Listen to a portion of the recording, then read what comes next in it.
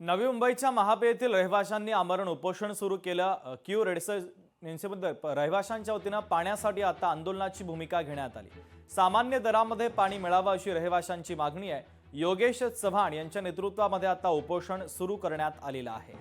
तर नवी मुंबईच्या महापे येथील रहिवाशांनी पाण्यासाठी आता उपोषणाचं हत्यार उपसलेलं आहे।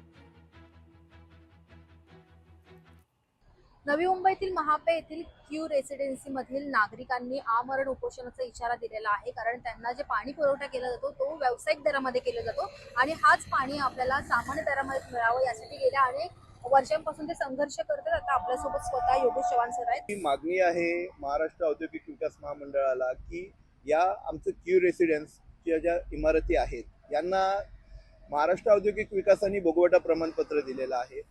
तर या भोगवटा प्रमाणपत्र दिल्यामुळे त्यांनी आम्हाला निवासी दराने पाणी द्यावं, पाण्याची जोडणी द्यावी असं आणि पाणी बिल आमचं निवासी दराने आकारावं अशी आमची त्यांना विनंती होती। त्याच्यासाठी आम्ही सन 2024 फेब्रुवारी पासून आम्ही हा विषय त्यांच्याशी फॉलोअप घेतोय, पण त्यांच्याकडून अद्याप आम्हाला काहीही ठोस आश्वासन मिळालेलं नाहीये।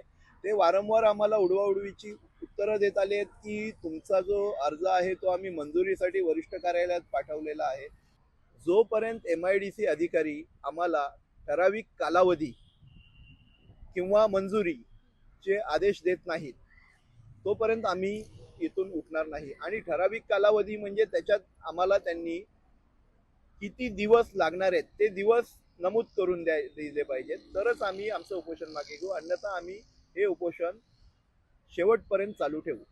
नक्कीच आपण पाहू शकतो क्यू रेसिडेन्सीचे सर्व नागरिक या ठिकाणी उपोषणाला बसलेले आहेत आणि जोपर्यंत मागण्या मान्य होत नाही, न्याय मिळत नाही तोपर्यंत उपोषण थांबणार नाही असा इशारा देखील त्यांनी दिलेला आहे। व्हिडिओ जर्नलिस्ट विनीतसह मी आकांक्षा देशमुख, लोकशाही मराठी, नवी मुंबई।